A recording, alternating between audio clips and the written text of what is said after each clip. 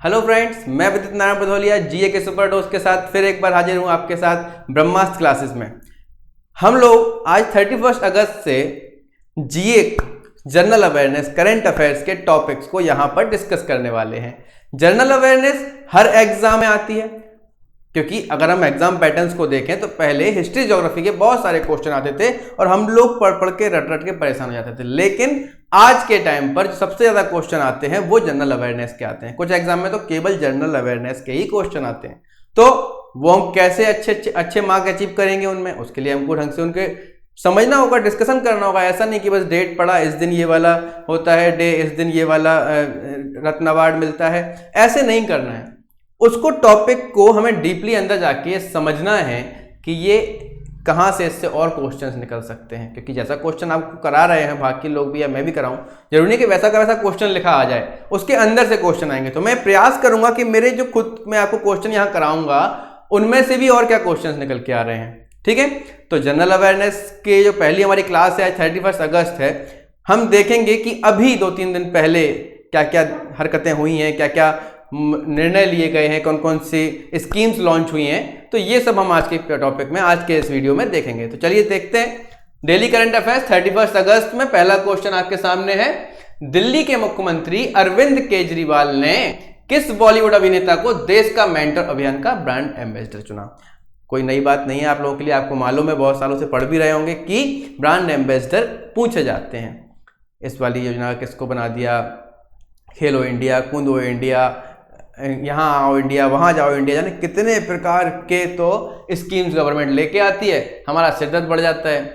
क्यों बढ़ जाता है? क्योंकि हमको याद करना पड़ता है। तो इसको या तो आप सीधा आंसर देखें और आपको याद हो आप लगा दें, लेकिन हो सकता है क्वेश्चन और अंदर से आ जाए। तो पहले ये पता चलना चाहिए कि ये देश के मेंटर जो अभियान है, ये तो समझ में आया है। एक क्वेश्चन निकल के देखो यहां से आ सकता है कि देश के मेंटर अभियान किस मुख्यमंत्री द्वारा शुरू किया गया।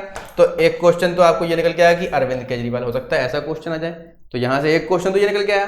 फिर ये इस बारे में बता दें कि इस किस कार्यक्रम का मकसद विशेष रूप से सरकारी स्कूल में जो बच्चे पढ़ रहे हैं, जो गरीब दर्जे घर के लोग हैं, जिनके पास पैसा नहीं है अच्छा स्कूल में पढ़ाने के लिए, उधर पे ये जो गवर्नमेंट है अरविंद केजरीवाल जो दिल्ली के लोगों से अपील कर रहे हैं कि आप पढ़े लिखे जो लोग हैं वो स्कूल में आए, गवर्नमेंट स्कूल में बच्चों से जुड़ें, उन्हें कुछ समझाएं, उन्हें कुछ प्रेरणा दें।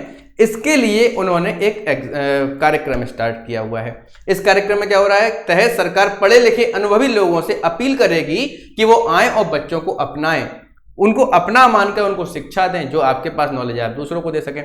तो देखिए, किसी ना किसी बड़े चेहरे को चाहिए पड़ता है ना, कि किसी स्कीम का ब्रांड एम्बेसडर, कि वो उसका प्रचार करेगा, ताकि लोग, भाई किसी को आप आइडल मानते हैं तो जो कहेगा वो आप करोगे ना। तो एक ब्रांड एम्बेसडर चुना हुआ है। पहला ऑप्शन है अक्षय कुमार जी, नहीं, अक्षय कुमार इसके नहीं है। दूसरा आयुष्मान खुराना, ये भी नहीं है। तीसरा ऑप्शन इसका सही है सोनू सूद, काफी फेमस चल रहे हैं आजकल। कोरोना के बाद से इन्होंने जो अपना छवि बनाई हुई है पूरे देश में, वो काफी अच्छी इनकी इमेज हुई गई है। इसीलिए अरविंद केजरीवाल ने इसका फायदा उठाते हुए सोनू सूद को इस कार्यक्रम का ब्रांड एम्बेसडर चुना है। ठीक है, यहां से कितने क्वेश्चन निकले? ये कहां पे है? दिल्ली में स्टार्ट हुआ है, गवर्नमेंट स्कूल के बच्चों के लिए हुआ है, अरविंद केजरीवाल ने किया है, सोनू सूद ब्रांड एम्बेसडर है। ठीक है, अगले लाइन में भी आपको इसी के बारे में होगा कि सोनू सूद जो इसका आंसर था, दिल्ली के मुख्यमंत्री अरविंद केजरीवाल ने बॉलीवुड अभिनेता सोनू सूद को देश के मेंटर अभियान का ब्रांड एम्बेसडर बनाया है। उन्होंने कहा है कि सोनू सूद बच्चों के बेहतर भविष्य के लिए बच्चों को गाइड करेंगे। सोनू सूद आएंगे, बच्चों को गाइड करेंगे, साथ ही लोगों से भी अपील करेंगे कि वो बच्चों के पढ़ाई की शिक्षा में अपना साथ दें। ये केजरीवाल जी हैं, ये सोनू सूद जी हैं। चलिए चलते हैं दूसरे क्वेश्चन की तरह। काफी इंपोर्टेंट क्वेश्चन है। ठीक है, भारत की कंपनी है एफकॉन्स। ठीक है, भारत की कंपनी एफकॉन्स ने किस देश में अब तक की सबसे बड़ी बुनियादी ढांचा परियोजना के लिए एक अनुबंध पर हस्ताक्षर किए हैं? ये कंपनी है एफकॉन्स, काफी पुरानी कंपनी है। मुंबई में इसकी जो है वो मेन ऑफिस है, हेडक्वार्टर है। ये कोर सेक्टर में काम करने वाली कंपनी है। बुनियादी ढांचे क्या होते हैं? ब्रिज बनाना, रेलवे बनाना, गवर्नमेंट ऑफिस बनाना, कुछ भी बनाना जिसमें सीमेंट लगता हो, गारा लगता हो, मिट्टी लगती हो, नींव खुदती हो, इसको बोलते हैं बुनियादी ढांचा। ठीक है, जिस पर बुनियाद खड़ी होती है। तो ये हमारे देश की कंपनी है एफकॉन्स। ठीक है, ऐसा नहीं है कि हमारे देश की कंपनियां आपको लगता है बाहर काम नहीं करती हैं। इस कंपनी ने अभी तक की सबसे बड़ी जो परियोजना है उसके अनुबंध पर हस्ताक्षर किए। ये कंपनी बना रही है एक देश के अंदर बुनियादी ढांचा। तो मैं आपको बता दूं कि ये जो कंपनी है एफकॉन्स, इसने जो साइन किए हैं वो किए हैं मालदीव देश के संग। मालदीव में एक बहुत बड़ी योजना चल रही है, ग्रांड प्रोजेक्ट चल रहा है माले को लेकर। माले वहां पर जो है उसको उसके आसपास के जो द्वीप हैं, जो टापू हैं, उनसे जोड़ा जा रहा है। आइए देखते हैं, बताते हैं, और भी आपके लिए मेरे पास मैटर है इसमें। आंसर है इसका मालदीव। भारत की कंपनी एफकॉन्स, याद रखिएगा, काफी इंपॉर्टेंट क्वेश्चन है। कौन सी कंपनी है भारत की? एफकॉन्स, ठीक है। मुंबई में इसका हेडक्वार्टर है। आई थिंक 1956 में ये बनी थी। ने हाल ही में मालदीव में अब तक की सबसे बड़ी बुनियादी ढांचा परियोजना के लिए एक अनुबंध पर हस्ताक्षर किए हैं। ये क्वेश्चन तो यहां खत्म हो गया। इस परियोजना को आपसे पूछा जा सकता है कि इस परियोजना का नाम क्या है? ग्रेटर माले कनेक्टिविटी प्रोजेक्ट। देखिए, ग्रेटर माले कनेक्टिविटी प्रोजेक्ट आता है तो ये तो आप में अगर थोड़ा बहुत पढ़ लिख रहे हैं तो बता देंगे हाँ मालदीव की होगी, तो ये क्वेश्चन आसान हो जाएगा कि ग्रेटर माले का प्रोजेक्ट कहाँ चल रहा होगा। भाई ग्रेटर दिल्ली प्रोजेक्ट इंडिया के अंदर चल रहा होगा ना, तो मालदीव की राजधानी है माले, वहां की कैपिटल है। एक क्वेश्चन और निकल के आया कि मालदीव की राजधानी क्या है? माले है। वहां पे प्रोजेक्ट चल रहा है ग्रेटर माले कनेक्टिविटी प्रोजेक्ट के रूप में करार किया गया है, ठीक है। इस प्रोजेक्ट के तहत मालदीव में बुनियादी ढांचे को मजबूत किया जाएगा। पूरे मालदीव में कोर सेक्टर में काम चलेगा, वहाँ का जो बुनियादी ढांचा है उसको और सेक्टर को मजबूत किया जाएगा। इंडिया बहुत काम कर रहा है इनके साथ मिलके। इंडिया ने इनको पैसे भी दिए हुए हैं, मदद की हुई है इस प्रोजेक्ट को लेकर, ठीक है। इसके माध्यम से मालदीव की राजधानी माले, याद रखिएगा मालदीव की राजधानी क्या हो गई? माले। के पड़ोस में 3 द्वीप हैं, ठीक है। इन तीनों द्वीपों को आपको याद रखना है। जीए की दृष्टि से भी, जीके की दृष्टि से भी, किसी भी एग्जाम में इस समय बहुत ही अच्छा टॉपिक चल रहा है, क्वेश्चन आ जाएगा। विलिंगली एक तो वहां पे तो आपसे पूछ लें कि इन तीन आपसे पूछेंगे कि एक है ट्विलिंगली, एक है गुल्हीफाहू और तीसरा है थिलाफूसी। हो सकता है 2 पूछ लें, 1-2 आपको बता के तीसरा पूछ लें, या ये पूछ लें ये तीनों द्वीपों को किससे कनेक्ट किया जा रहा है? माले से किया जा रहा है। तो आपको एक और क्वेश्चन हो गया। अर्थात मालदीव की राजधानी माले को उसके तीनों पड़ोसी द्वीपों से जोड़ने के लिए 6.8 किलोमीटर लंबे पुल को बनाया जा रहा है, और ये पुल इंडिया बना रही है। काफी अच्छे पुल बनाते हैं इंडिया वाले। का निर्माण किया जाएगा ताकि इन द्वीपों के मध्य कनेक्टिविटी को बढ़ाया जा सके, ठीक है। ये पूरा टॉपिक था। सेकंड नंबर का क्वेश्चन था कि वो जो प्रोजेक्ट है वो कहाँ चल रहा है? मालदीव में चल रहा है। नाम है ग्रेटर माले कनेक्टिविटी प्रोजेक्ट। 3 आपको नाम याद रखने हैं, विलिंगली, गुल्फीफाहू और थिलाफूसी। इन तीनों से जोड़ा जा रहा है। 6.5 किलोमीटर के लगभग ये पुल है जो कि बनाया जा रहा है, ठीक है। आशा करता हूं आपको ये वाला क्वेश्चन एकदम क्लियर हो गया होगा। जितना अंदर से अंदर क्वेश्चन आ सकता था मैंने आपको बता दिया। चलते हैं अपने तीसरे क्वेश्चन की तरफ। टोक्यो पैरालंपिक, सबको मालूम है, आप लोग भी न्यूज चैनल देख रहे हैं, डेली करंट अफेयर्स पढ़ रहे हैं, तो आपको मालूम है कि टोक्यो में पैरालंपिक चल रहे हैं इस समय। यहां पर क्या हुआ है? भारतीय निशानेबाज अवनी लेखरा, ठीक है, अवनी लेखरा ने कितने मीटर एयर राइफल में गोल्ड मेडल जीता है? हमको पता होना चाहिए कि वहां पर जो प्रतिस्पर्धाएं होती हैं वो कितने प्रकार की होती हैं। बहुत सारी होती हैं, और अभी हम जिस पे बात कर रहे हैं वो क्या है? एयर राइफल पर। तो कितने मीटर एयर राइफल में अवनी लेखरा ने, पहली बात तो हम अवनी लेखरा के बारे में बात कर लेते हैं, क्योंकि जो प्लेयर होते हैं उनसे बहुत से क्वेश्चन आते हैं। ये कहाँ के मूल निवासी हैं? कहाँ के? इंडिया के तो मूल निवासी हैं। इंडिया में कहाँ के रहने वाले हैं? पैरा ओलंपिक में खेल रहे हैं, तो क्या कारण है कि ये पैरा ओलंपिक में खेल रहे हैं? देख रहे हैं व्हील चेयर पर बैठी हुई हैं अवनी लेखरा। मात्र 19 साल की हैं ये। इन्होंने गोल्ड मेडल जीत का इतिहास रच दिया है इंडिया के लिए, ठीक है। तो इसका आंसर है 10 मीटर। पहले याद, ये तो सिंपल हो गया याद करने वाली चीज कि अवनी लेखरा ने 10 मीटर में गोल्ड मेडल जीता है। 10 मीटर में, इसके पहले कभी इंडिया में ऐसा नहीं हुआ था पैरालंपिक में, ठीक है। तो ये पहली महिला बन गई हैं। टोक्यो पैरालंपिक में 19 वर्षीय भारतीय निशानेबाज अवनी लेखरा ने हाल ही में महिलाओं के 10 मीटर एयर राइफल के क्लास SH1 में गोल्ड मेडल जीता है, ठीक है। इसमें क्लासेस होती हैं। आपको अगर ये पूछ लिया कि किस क्लास में पूछा है तो आप SH1 लगा देंगे, ठीक है। क्वेश्चन के अंदर क्वेश्चन आप देखते जाइए, SH1 लगा देंगे। कितने मीटर आता है तो आप 10 मीटर लगा देंगे। अगर ये पूछा था पैरा ओलंपिक के 10 मीटर वन प्रतियोगिता में किसने गोल्ड मेडल जीता है, तो आप अवनी लकीरा लगा देंगे। और अवनी ने फाइनल में कितने अंक बनाए हैं, 249.6। विश्व रिकॉर्ड को इन्होंने तोड़ दिया है। पिछला विश्व रिकॉर्ड जो था 248 का था, वो था झांग कुइपिंग, चाइना की थी। इन्होंने 248.9 नंबर्स लेके आए थे, ये 249.6, थोड़ा सा अंतर था और इन्होंने इसका रिकॉर्ड तोड़ दिया। अवनी लेखरा जो है, इनके बारे में आपको बता दिया है। इनकी तस्वीर से भी आप परिचित हैं, काफी दिनों से आप इनको 2-3 दिन से आप न्यूज पे इनको देख भी रहे हैं। ये जब 11 वर्ष की थी लगभग, तब एक एक्सीडेंट में, रोड एक्सीडेंट में इनकी रीढ़ की हड्डी टूट गई थी। रीढ़ की हड्डी टूटने के बाद भी ये निराश नहीं हुई। इन्होंने अभिनव बिंद्रा की जो बुक थी उससे इंस्पायर होकर अपने आप को आगे बढ़ाया और इस जो आप देख रहे हैं शूटिंग, जो राइफल शूटिंग है एयर में 10 मीटर में, इन्होंने गोल्ड मेडल जीत लिया है। तो कुछ भी, कोई भी व्यक्ति कुछ भी कर सकता है, अगर वो निराश ना हो तो ये भी इनसे हमको सीखने को मिल जाएगा। फोर्थ क्वेश्चन की तरफ चलते हैं। 3 क्वेश्चंस आपको अच्छे से कवर करवा दिए हैं, आशा करता हूं समझ में आ रहे होंगे। भारत के युवा मामले और खेल मंत्री का नाम बताइए जिन्होंने हाल ही में fit India mobile application launch किया। आपको मिनिस्टर्स याद होने चाहिए। देखिए, प्राइम मिनिस्टर, प्रेसिडेंट सबको आपको रटे ही होंगे, जो नहीं भी पढ़ते हैं उनको भी मालूम रहते हैं। लेकिन जो मिनिस्टर्स होते हैं हमारे, वो एग्जाम में पूछे जाते हैं, गवर्नर्स पूछे जाते हैं, चीफ मिनिस्टर्स पूछे जाते हैं। ये पैटर्न है एग्जाम का, है ना। खासतौर पर बैंकिंग एसएससी का तो फिक्स पैटर्न ही यही है कि कोई ना कोई आपसे गवर्नर पूछ लिया जाएगा, कोई ना कोई मंत्री आपसे पूछ लिया जाएगा। और अगर कोई मंत्री खास चर्चाओं में रहा है तो वो हमें पढ़ना जरूरी हो जाता है। तो अभी क्या हुआ है कि एक फिट इंडिया मोबाइल एप्लीकेशन आया। फिट इंडिया मोबाइल एप्लीकेशन में क्या है, लोगों को इंकरेज किया जा रहा है, फिट रहना चाहिए, दौड़ना चाहिए, ढंग से सुबह व्यायाम करना चाहिए, मेडिटेशन करना चाहिए। ये आप अगर अपने मोबाइल में ऐप डालेंगे अभी फिट इंडिया मोबाइल, तो आपको एक गाइडेंस उसमें दिया जाएगा कि आप कैसे फिट रह सकते हैं। तो इसमें यह पूछा है कि कौन है वो युवा मामले और खेल मंत्री का नाम बताइए जिन्होंने ऐसा किया है। किसने किया है अभी ये लॉन्च, तो आपको बता दूं, पहला ऑप्शन है मनप्रीत सिंह।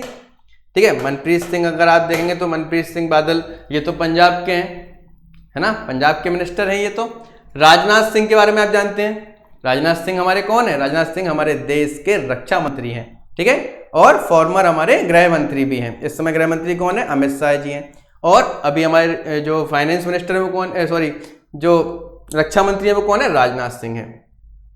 हरदीप सिंह पुरी आप देख रहे हैं, तो हरदीप सिंह पुरी आई थिंक ये नागरिक उड्डयन मंत्री हैं। अगर आपको बताऊं तो ऑप्शन जितने आते हैं उनसे भी आपके क्वेश्चन जो है क्लियर होते जाएंगे कि राजनाथ सिंह कौन है, रक्षा मंत्री हैं, हरदीप सिंह पुरी कौन है, नागरिक उड्डयन मंत्री हैं, अनुराग सिंह ठाकुर कौन है, यही तो है वो जिनके बारे में बात चल रही है, यही है खेल मंत्री, यही है युवा मामलों के मंत्री। इन्होंने ही किया है फिट इंडिया मोबाइल एप्लीकेशन को लॉन्च। और इनके बारे में जानकारी ले लेते हैं, क्या है इसके पूरा, कि अनुराग सिंह ठाकुर, भारत के युवा मामले और खेल मंत्री अनुराग सिंह ठाकुर ने हाल ही में फिट इंडिया मूवमेंट, अब देखिए फिट इंडिया मूवमेंट से क्या निकल के आया, ये जो घटना हुई है आज 31 तारीख है, ये 29 अगस्त की बात है। 29 अगस्त को इसकी दूसरी वर्षगांठ हुई। कब हुई, 29 अगस्त को दूसरी वर्षगांठ हुई किसकी, फिट इंडिया मूवमेंट की। मतलब ये पहला कब मनाया गया था, 29 अगस्त 2019 को। अगर क्वेश्चन आ जाता है fit India movement application launch किया गया है फिट इंडिया मूवमेंट के सेकेंड वर्षगांठ पर, सेकेंड एनिवर्सरी पर, तो ये कब से स्टार्ट हुई थी, ये 29 अगस्त 2019 से स्टार्ट हुई थी। इस मोबाइल एप्लीकेशन को लॉन्च किया। यह एप्लीकेशन एंड्रॉइड और iOS प्लेटफॉर्म पर अंग्रेजी और हिंदी में मुफ्त में उपलब्ध है। कोई मतलब नहीं है वैसे तो इस लाइन का, ये तो आपको बताने के लिए कि हाँ एप्लीकेशन है, हिंदी इंग्लिश दोनों में ही उपलब्ध है आज के टाइम पर। ठीक है, तो ये एक क्वेश्चन और आपसे बात हो गई है पूरी तरीके से। अनुराग सिंह ठाकुर जाना माना चेहरा है, देश के मंत्री हैं, आप इनको देख सकते हैं। अगले क्वेश्चन पर चलते हैं। अगला क्वेश्चन है आपकी स्क्रीन पर, हाल ही में किसके द्वारा विकसित ई गोपाला एप्लीकेशन का वेब संस्करण लॉन्च किया गया। एक एप्लीकेशन आई है ई गोपाला। ठीक है, ई गोपाला आप देख रहे हैं, आज 31 अगस्त है, कल 30 अगस्त था, जन्माष्टमी का दिन था। गोपाला से क्या याद आता है, कृष्ण जी। हिंदी माइथोलॉजी में उनका बड़ा महत्व है कि ई गोपाला ऐप लॉन्च हुआ। तो देखिए बच्चों, आपको कभी कभी क्वेश्चन देख के भी आंसर आप पता लगा सकते हैं कि इसमें गोपाला आ रहा है। तो गोपाला का अर्थ अगर आप देखा है तो किससे आता है, जो गो इससे क्या मतलब हुआ, जो क्या बोलते हैं जिनको, जो फार्मर्स होते हैं, जो डेयरी वाले जो लोग होते हैं, जो दूध से बने प्रोडक्ट यूज करते हैं, जो गाय को पालते हैं, है ना, तो गोपाला का आप वहां से अर्थ लगा सकते हैं। तो अब किस मंत्रालय ने किया होगा, देखिए संस्कृति मंत्रालय आ सकता है, क्लिक कर सकता है कि हाँ संस्कृति मंत्रालय भी नहीं बनाया क्योंकि संस्कृति की बात है। सूचना और प्रसारण क्यों करेगा इसको, पहले या तो ई गोपाला के बारे में पता होगा तब ये सब सोच पाओगे, वो मैं आपको अगली स्लाइड में बता दूंगा, ठीक है। और नहीं होगा तो मैं आपको आंसर बताता हूं कि इसका क्या है, राष्ट्रीय डेयरी विकास बोर्ड, वन वर्ड का आंसर है राष्ट्रीय डेयरी विकास बोर्ड ने ई गोपाला एप्लीकेशन को लॉन्च किया है, ठीक है। आंसर में क्या है, राष्ट्रीय डेयरी विकास बोर्ड। हाल ही में राष्ट्रीय डेयरी विकास बोर्ड जो है उसने एक ऐप लॉन्च किया है, इसका नाम है ई गोपाला। दोनों चीजें आ सकती हैं, ई गोपाला किसने लॉन्च किया, राष्ट्रीय डेयरी विकास बोर्ड ने। अगर ये पूछ ले कि राष्ट्रीय डेयरी विकास बोर्ड ने हाल ही में कौन सा मोबाइल ऐप लॉन्च किया है, ई गोपाला। इसमें क्या हो रहा है, ये वेब संस्करण लॉन्च किया है, यह पोर्टल डेयरी किसानों की मदद करेगा। आप जो डेयरी किसान हैं, जो डेयरी का काम करते हैं, गायों को पालते हैं, मिल्क प्रोडक्ट बनाते हैं, उन्हें किसी प्रकार की परेशानी है, वो किसी प्रकार की क्लास लेना चाहते हैं, किसी प्रकार की हेल्प लेना चाहते हैं, तो इस ऐप को लॉन्च करके रजिस्टर्ड होकर इसका फायदा उठा सकते हैं। डेयरी किसानों को डेयरी पशुओं की बेहतर उत्पादकता प्रदान करने के लिए वास्तविक समय की जानकारी दी गई है, ठीक है। और ये देखें यहाँ पर बने हुए हैं हमारे प्रधानमंत्री महोदय जी, नरेंद्र मोदी जी, इन्होंने इसके बारे में बता रहे हैं क्योंकि देखिए गवर्नमेंट का ऐप है ई गोपाला, और ये अपील कर रहे हैं लोगों से कि इसको आप डाउनलोड करें और जितनी हेल्प हो सके प्रोडक्शन में वो बढ़ा सकते हैं प्रोडक्शन को। अगला क्वेश्चन है, श्रीमती निर्मला सीतारमण ने किस राज्य में 132.311 किलोवाट मोहनपुर सब स्टेशन का उद्घाटन किया?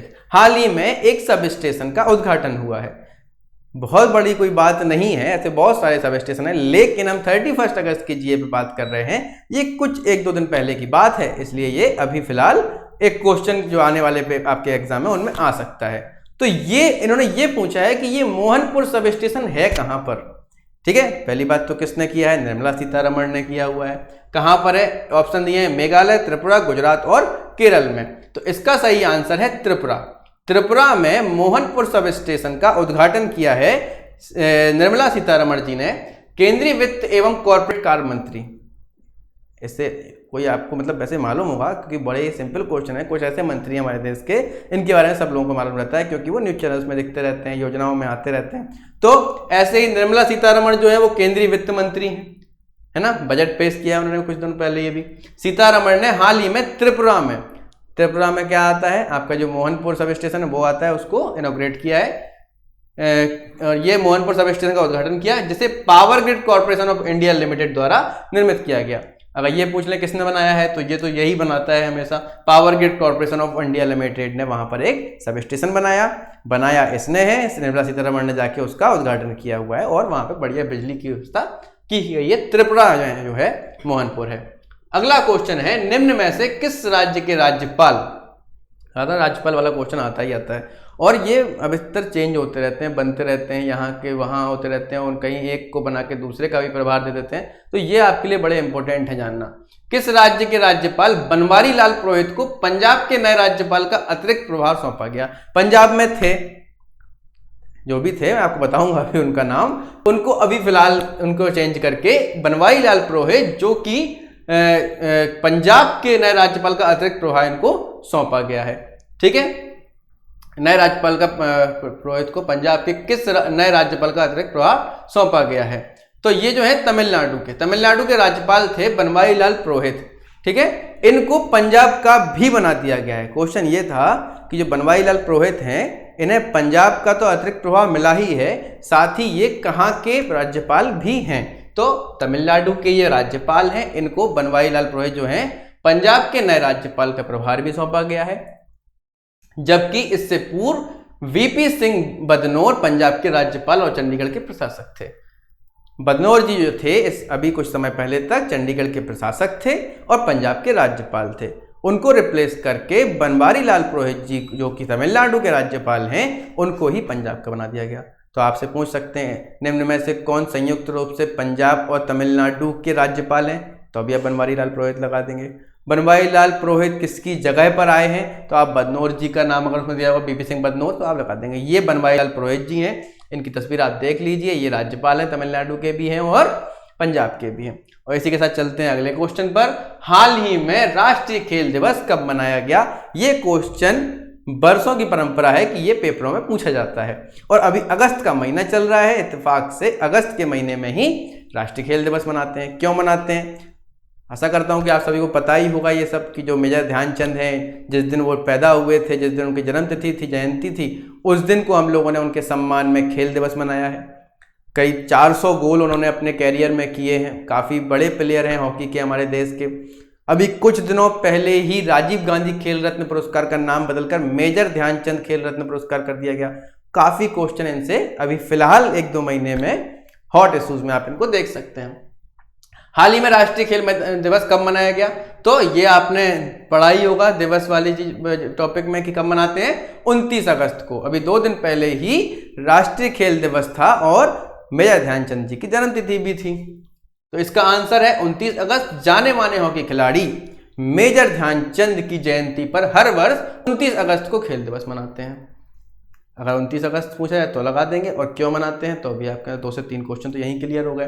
1928, 1932, 1936 में भारत के लिए ओलंपिक में स्वर्ण पदक जीतने वाले, ओलंपिक में हॉकी में 3-4 बार ये गए लगातार और इन्होंने अच्छा खासा कैरियर वहां पे अपना खेला है। और मेजर ध्यानचंद ने गोल्ड मेडल लेके आए हैं। मेजर ध्यानचंद ने अपने कैरियर में 400 से अधिक गोल किए हैं। ये मेजर ध्यानचंद जी हैं। हाल ही में नया क्वेश्चन और क्या बन के आया है, पूछा जा सकता है। राजीव गांधी खेल रत्न पुरस्कार का नाम बदलकर क्या कर दिया गया है? मेजर ध्यानचंद कर दिया गया है इनके सम्मान में। ठीक है, 29 अगस्त 1905 को इनका जन्म हुआ था। 3 दिसंबर 1979 को इनकी मृत्यु हो गई थी। चलते हैं अगले क्वेश्चन की तरफ। हाल ही में 100% वयस्क आबादी को वैक्सीन लगाने वाला पहला राज्य कौन सा बना? दोस्तों, आप सभी को मालूम है कोविड-19 जो बीमारी है उसकी वैक्सीन्स अभी मार्केट में उपलब्ध हैं। सभी लोग को पहला डोज लग गया है, किसी को दोनों डोज लग गए हैं। और इस महामारी से बचने के लिए काफ़ी प्रकार के उपाय गवर्नमेंट ने किए हैं, जिनके बहुत सारे क्वेश्चन हमारे एग्जाम में अभी पूछे जाएंगे। खासतौर पर कोरोना बीमारी ने आकर भी एक टॉपिक को बढ़ा दिया है पूरे के पूरे जीए में कि उसके हमें क्वेश्चंस पढ़ना पड़ते हैं। तो ऐसा ही एक क्वेश्चन और निकल के आया कि अब वैक्सीन लग रही है तो कोई ना कोई राज्य तो जल्दी जल्दी लगा रहा होगा, उसको भी तो एक क्वेश्चन क्रिएट करना है बच्चों से पूछने के लिए। तो ऐसे ही एक राज्य है केरल, हिमाचल प्रदेश, उड़ीसा, और इनमें से कोई नहीं है जो दिए हैं ऑप्शन। इनमें से हिमाचल प्रदेश जो है वो पहला ऐसा राज्य बन गया जिसने अपने वयस्क आबादी को, मतलब +18 प्लस जो लोग हैं उन सबको डोज लग चुके हैं। लेकिन इसमें एक पैच और है, याद रखिएगा कि इन सबको पहला डोज लग गया है। पहला डोज लगाने वाला तो वो पहला राज्य बनी गया है, और कोई इसलिए भी नहीं बन पाया क्योंकि किसी ने अभी तक पूरी तरीके से पहले डोज भी टोटल नहीं लगा पाए। मतलब वो कंप्लीटली उसने बोल दिया है कि हमारा पूरा का पूरा राज्य, जितने भी अडल्ट लोग हैं जिनको लगना है, सबको लग गया है। आंसर है हिमाचल प्रदेश। हिमाचल प्रदेश ने वैक्सीनेशन के मामले में नया रिकॉर्ड स्थापित कर दिया है। दरअसल हिमाचल प्रदेश सरकार ने 18 वर्ष से अधिक की आयु के 100% लोगों का टीकाकरण कर दिया है। ठीक है, हिमाचल प्रदेश काफी अच्छा क्वेश्चन है। हालांकि 100% लोगों को कोरोना वैक्सीन की पहली खुराक लगी है, ये भी याद रखिए। दूसरी नहीं लगी उनको भी, लेकिन पहली सबको लग गई है और दूसरी खुराक लेनी बाकी है। ऐसा करने वाला हिमाचल प्रदेश देश का पहला राज्य बन गया है। नवंबर दिसंबर तक इन्होंने बताया हुआ है, आंकड़ा दिया है, अगर आप पढ़ेंगे कि हम नवंबर दिसंबर तक दूसरी वैक्सीन भी लगाने वाले पहले राज्य बन जाएंगे। ठीक है, तो इसका आंसर आपको याद रखना है हिमाचल प्रदेश। हाल ही में अगला क्वेश्चन पे आ गए हैं। आज का 10वां क्वेश्चन है, हाल ही में किसने अयोध्या में रामायण कॉन्क्लेव का उद्घाटन किया है? तो रामायण कॉन्क्लेव क्या है पहले तो ये पता चलना चाहिए। रामायण कॉन्क्लेव हो रही है अभी कुछ दिनों पहले ही, न्यूज़ में आपने देखी है। जो कुछ भी पढ़ा रहा हूँ वो सब कुछ दिन पहले ही होगा न्यूज़ में, क्योंकि करंट अफेयर्स का मतलब यही होता है कि आसपास अभी क्या चल रहा है। तो रामायण कॉन्क्लेव चल रही है अयोध्या में। राम मंदिर की स्थापना तो हो ही गई है, आपने देखा पिछले साल। और इसी क्या हो रहा है कि रामायण कॉन्क्लेव हो रही है।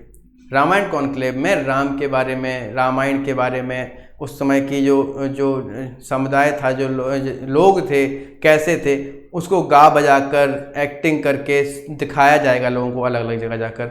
और 17-18 जिलों में लगभग ये पूरी सीरीज चलाने वाली है। तो अभी कुछ दिनों पहले ही, परसों नरसों ही, किसने इसको उद्घाटन किया है? कौन गया था अभी अयोध्या? कुछ दिनों पहले देखा होगा आपने, काफ़ी वहाँ पर न्यूज़ भी अभी आई हैं। नरेंद्र मोदी गए थे, बहुत सारे लोग देख के लगा देंगे कि मोदी जी जा रहे होंगे सभी जगह, आजकल मोदी जी जाते हैं वैसे भी उद्घाटन करने, लेकिन इस वाले क्वेश्चन में आप यहाँ पे फेल हो जाएंगे, क्योंकि ये इस बार जो है वो हमारे देश के महामहिम राष्ट्रपति श्री रामनाथ कोविंद जी गए थे उसका उद्घाटन करने के लिए। ठीक है, ये अयोध्या गए किस लिए? रामायण कॉन्क्लेव। रामायण कॉन्क्लेव क्या है आइए आपको बताते हैं थोड़ा विस्तार से। रामनाथ कोविंद ने 29 अगस्त को, ठीक है, 29 अगस्त को ये क्या कहते हैं, रामनाथ कोविंद ने रामचंद्र जी के बारे में जाके बताया। रामायण कॉन्क्लेव की, ऐसे याद रखिए, नरेंद्र मोदी नहीं है इसका आंसर। रामायण कॉन्क्लेव में राम की कथा, लोक संगीत नाटक, रामायण गान के जरिए राम की कथा का प्रचार प्रसार होगा। ठीक है, अभी ये योजना आई है। योजना क्या है? मतलब एक प्रसार है एक तरीके से। रामायण कॉन्क्लेव अयोध्या से गोरखपुर, बलिया, वाराणसी, चित्रकूट, गढ़मुक्तेश्वर, गाजियाबाद, मथुरा, सहारनपुर, बरेली 17 जिलों में आयोजित होगी। मुझे नहीं लगता कि 17-18 जिलों के आपको नाम याद करने हैं, क्योंकि इतने सारे नहीं पूछा जाता है, लेकिन ये जरूर पूछा जाएगा स्टार्ट कहाँ से हुई? अयोध्या से। किसने की? महामहिम राष्ट्रपति ने। और ये है क्या? ये है वही लिखा हुआ है रामायण के बारे में, लोक संगीत नाटक की एक सीरीज चलेगी पूरी की पूरी। ठीक है, 17 जिले आप याद कर लें, उनके नाम नहीं याद करें लेकिन ये याद रखें 17 जिलों में आयोजित होगी ये। तो रामनाथ कोविंद जी ने ये इसका उद्घाटन किया है अभी 29 तारीख को। ये रामायण आप देख रहे हैं, और भी वहां पर मिनिस्टर्स भी थे साथ में, योगी आदित्यनाथ भी थे, लेकिन उद्घाटन जो किया है किसने किया है? हमारे महामहिम राष्ट्रपति जी ने किया है। अगला देखते हैं, हाल ही में आई सिप्री की रिपोर्ट के अनुसार, पहले तो क्वेश्चन यही बनेगा सिप्री क्या है, कि अनुसार कौन सा एशियाई देश हथियारों का सबसे बड़ा आयातक बना है? मतलब एशिया जो अपन देख रहे हैं ना, एशिया कंट्रीज में तो हम भी रहते हैं, तो एशिया की कौन सी कंट्री सबसे टॉप पे आ गई है हथियारों को खरीदने में? हथियार खरीदने में काफी मन लग रहा है उसका आजकल, की हथियार हमको बहुत सारे चाहिए हैं, और सबसे ज्यादा उसने इंपोर्ट किए हैं हथियार। तो आइए देख लेते हैं कि क्या क्या ऑप्शन दिया है। भारत, बांग्लादेश, चीन और इनमें से कोई नहीं। भाई तीनों एशियाई देश हैं तो हमको ये तो पता चलना चाहिए कि ये तीनों एशिया के देश हैं। इनमें से एक देश ऐसा है जिसने सबसे ज्यादा इंपोर्ट किया है हथियारों को, और वो देश है हमारा अपना प्यारा देश भारत। भारत ने अभी हाल ही में आई सिप्री की रिपोर्ट के अनुसार एशिया का पहला देश बन गया है इस समय जिसने सबसे ज्यादा हथियार खरीदे हैं। ठीक है, सिप्री क्या है आइए जान लेते हैं सिप्री के बारे में। इसका आंसर है भारत। सिप्री है स्टॉकहोम इंटरनेशनल पीस रिसर्च। ठीक है, ये क्या करती है? स्टॉकहोम इंटरनेशनल पीस रिसर्च जो संस्था है, हिंदी में इसका नाम है स्टॉकहोम अंतरराष्ट्रीय शांति अनुसंधान संस्थान, शांति के ऊपर रिसर्च करती है, चाहती है कि विश्व में शांति बनी रहे। और ये ऐसे आंकड़े कैसे लगाती है कि कौन कितने परमाणु बम बना रहा है, कहाँ पर कैसे हथियार बनाए जा रहे हैं, कहाँ से हथियार एक्सचेंज हो रहे हैं, कहाँ इंपोर्ट हो रहे हैं, कहाँ एक्सपोर्ट हो रहे हैं, ये पूरी रिपोर्ट बनाती है। और अभी फिलहाल हाल ही में सबसे ज्यादा जो है किसके पास है? यूएस के पास है, काफी बड़ी मात्रा में हथियार उसके पास है। अगर आप रिपोर्ट देखेंगे सिप्री की, एक पाई चार्ट आपको दिख जाएगा विकिपीडिया पर, आप उसको समझ सकते हैं। सिप्री का फुल फॉर्म याद रखिएगा, पूछा जा सकता है, स्टॉकहोम इंटरनेशनल पीस रिसर्च। ठीक है, 1966 के आसपास ये संस्था बनी थी, स्टॉकहोम में इसका हेडक्वार्टर है, आप फिर भी एक बार रिचेक कर लें। और अभी टॉप पे कौन है एशिया में? भारत देश है। चलते हैं आज के हमारे आई थिंक लास्ट क्वेश्चन है, 12वां क्वेश्चन है आज का, और क्वेश्चन है हाल ही में बैटलफील्ड नामक पुस्तक किसने लिखी है? पुस्तकों के क्वेश्चन आते रहते हैं और पुस्तकें लिखी जाती रहती हैं, इसलिए क्वेश्चन आते रहते हैं। तो अभी हाल फिलहाल में जो लिखी जाती रहती हैं उनके क्वेश्चन ज्यादा आते हैं। पुरानी किताबों से तो आते ही हैं, ऐतिहासिक कुछ किताबें होती हैं वो तो फिक्स हैं कि वो आती ही रहती हैं उनके क्वेश्चन, लेकिन जो अभी लिखे जा रहे हैं, तो अभी एक पुस्तक लिखी रही है बैटलफील्ड। बैटलफील्ड पुस्तक किसने लिखी है? पहला है अमिताभ बोस, दूसरा है पंकज कुमार, तीसरा है विश्राम बेडेकर और तीसरा है इनमें से, चौथा है इनमें से कोई नहीं। तो मैं आपको बता दूं कि एक बुक थी, मराठी में लिखी हुई बुक थी, इसको अनुवाद करके बनाया गया है बैटलफील्ड नाम देके, जो कि लिखी तो है विश्राम बेडेकर ने। किसने लिखी है? विश्राम बेडेकर ने लिखी है। बैटलफील्ड पुस्तक लिखी है क्या नाम? विश्राम बेडेकर ने। आइए इनके बारे में बताता हूं। बैटलफील्ड जो है विश्राम बेडेकर द्वारा बैटलफील्ड नामक पुस्तक लिखी गई, जिसका अनुवाद जेरी पिंटो ने किया। एक्चुअली देखो मैं आपको बताऊं, इन्होंने जो बुक लिखी थी मराठी में लिखी थी और उसका नाम था रणांगन। ठीक है, इसका नाम था रणांगन, ये बुक थी रणांगन, और इसी को काफी अच्छी फेमस बुक थी। ये जो है क्या बोलते हैं, विश्राम बेडेकर, ये साहित्य अकेडमी पुरस्कार सम्मानित व्यक्ति हैं। इनका बहुत सारे इनको अवार्ड मिले हुए हैं, इन पे बहुत सारी, ये डायरेक्टर भी हैं और राइटर भी बहुत अच्छे मराठी लेखक हैं। साहित्य अकेडमी पुरस्कार इनको मिल चुका है। इन्होंने एक बुक लिखी थी रणांगन। इस रणांगन बुक को लिखने के बाद ये बुक काफ़ी लोगों में चर्चित रही और इसका इंग्लिश वर्जन जो है वो आया है, जो कि लिखा है जेरी पिंटो ने। ये भी पूछा सकता है कि रणांगन पुस्तक जो कि विश्राम जी ने लिखी है, उसका इंग्लिश में अनुवाद किसने किया? जेरी पिंटो ने। जेरी पिंटो ने हाल ही में बैटलफील्ड लिखी है, वो किसका अनुवाद है? वो रणांगन का है। वो रणांगन किसने लिखी है? विश्राम जी ने। ऐसे क्वेश्चन आते हैं बच्चों। आप सोचेंगे कि ऐसा नहीं, एक क्वेश्चन बताया उसमें से नहीं है, लेकिन आपको अगर अंदर से आप पढ़ेंगे कि क्वेश्चन कह क्या रहा है, उसमें जो भी सिप्री आया तो सिप्री का फुल फॉर्म आप पढ़ लीजिए। जैसे मेंटर वाला जो क्वेश्चन था, योजना थी, तो वो कहाँ से आई, उसमें हो क्या रहा है। क्वेश्चन को केवल रटिए मत, समझिए कि हाँ क्या इसका कुछ इतिहास भी है, क्या ये कोई स्कीम जो चल रही है वो कहाँ क्यों स्टार्ट हुई होगी। तो ये जो बुक है, अगर देखने वाले पता चलता है कि ये लिखी है, ये नहीं लिखी है, लिखी तो इन्होंने ही है, लेकिन ये अनुवाद है, ये अनुवाद है। सही बुक है रणांगन। इस बुक में क्या है, एक भारतीय पुरुष और एक जर्मन यहूदी महिला के बीच जहाज पर सवार रोमांस की कहानी है। ये दोनों द्वितीय विश्व युद्ध के पहले यूरोप भाग आए थे। जब आप बुक पढ़ेंगे तो आप काफ़ी अच्छे से समझ लेंगे। एक रोमांटिक इसमें कहानी है, रोमांस पर आधारित किताब है और इसमें वर्ल्ड वॉर के बारे में भी आपको बताया गया है। यहूदी जर्मन महिला जो है वो एक भारतीय पुलिस से प्रेम करने लगती है, ऐसी इस बुक की स्टोरी है।